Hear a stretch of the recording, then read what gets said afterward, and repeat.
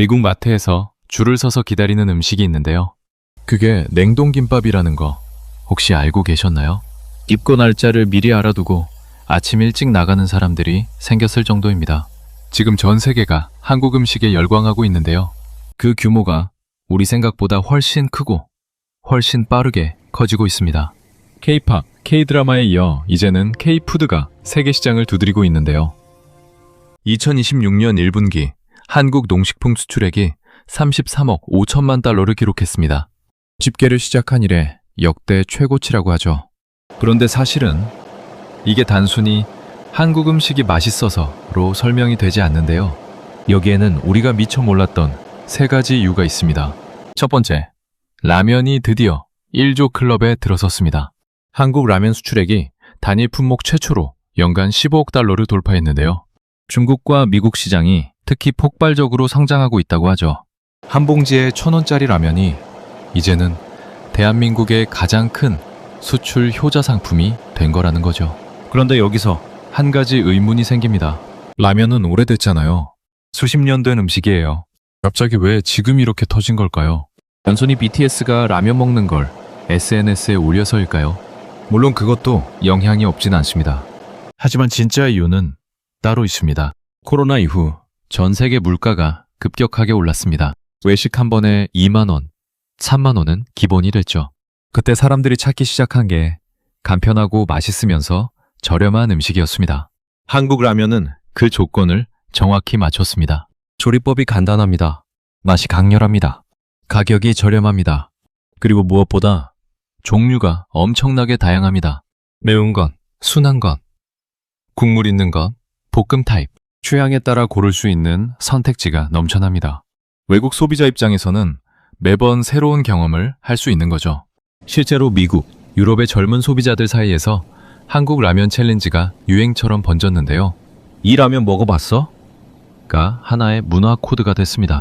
맛을 넘어서 경험을 파는 상품이 된 겁니다. 두 번째, 냉동김밥이 미국을 뒤흔들었습니다. 수출액이 무려 전년 대비 450% 이상 폭증했는데요. 미국 대형마트에서는 입고되는 즉시 품절되는 사태가 벌어졌습니다.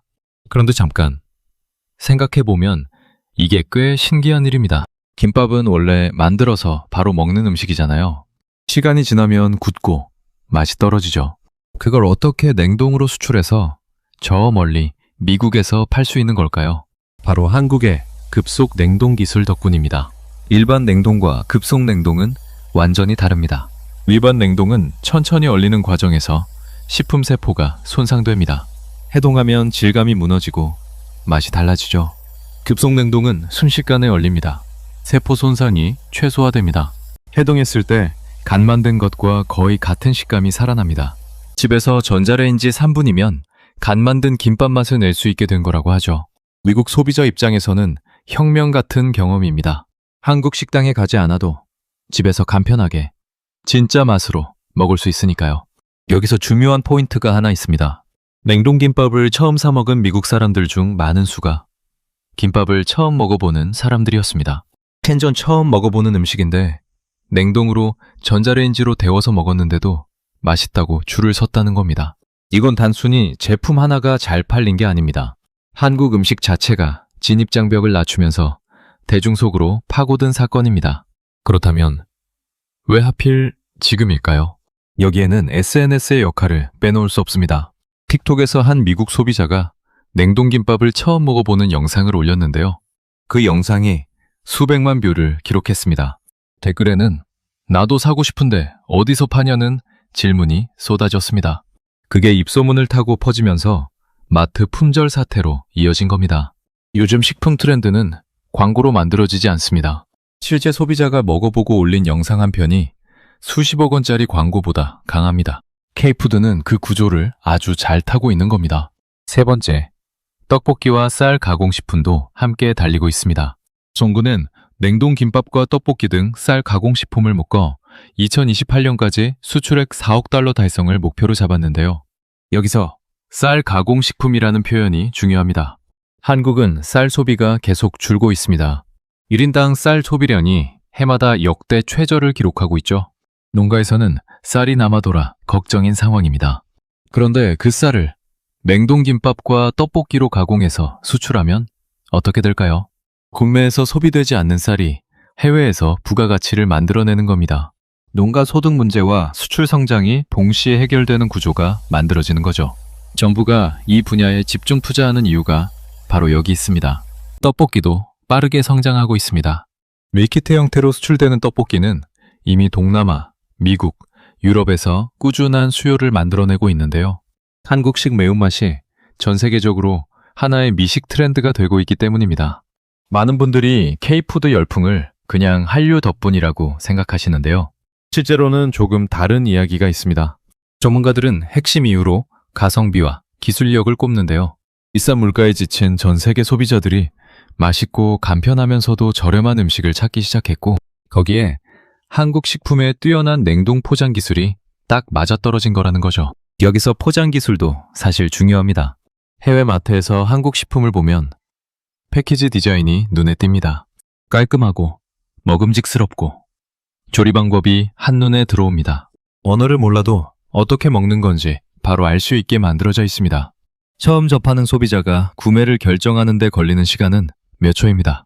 그 몇 초를 잡는 디자인과 포장이 이미 글로벌 수준으로 올라와 있다는 거죠.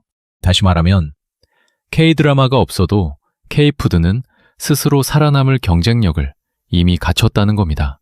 그런데 이 흐름이 앞으로도 계속될까요? 조심스러운 시각도 있습니다. 지금의 열풍이 유행에 기댄 부분이 있다는 거죠. 틱톡 알고리즘이 바뀌면 다음 유행이 오면 어떻게 되냐는 겁니다. 이건 타당한 우려입니다. 그래서 전문가들이 강조하는 게 현지화입니다. 단순히 한국 음식을 그대로 수출하는 게 아니라 현지 입맛에 맞게 조금씩 조정하는 작업이 필요하다는 겁니다. 실제로 일부 라면 브랜드는 나라마다 다른 맛을 출시하고 있습니다. 미국용, 동남아용, 유럽용을 따로 개발하는 거죠.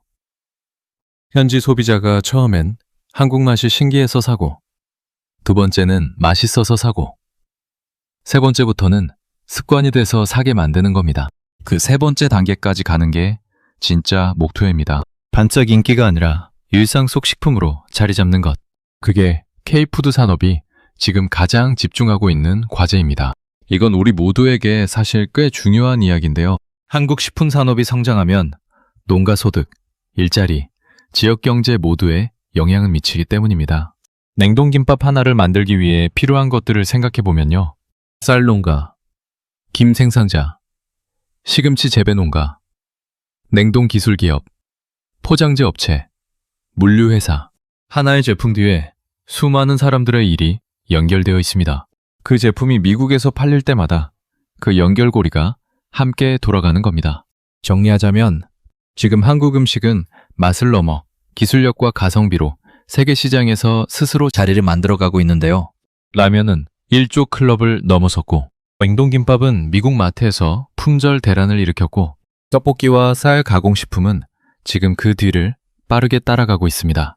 오늘 집에 있는 라면 한 봉지, 냉동 김밥 한 줄이 사실은 세계가 줄 서서 사려는 제품이라는 것, 조금 달리 보이시지 않나요? 여러분은 K푸드 중에서 어떤 음식이 다음번 세계 히트작이 될 거라고 생각하시나요?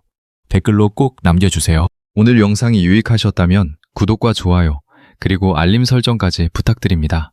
다음 시간에는 한국 경제의 또 다른 변화를 짚어드릴게요. 그럼 또 뵙겠습니다.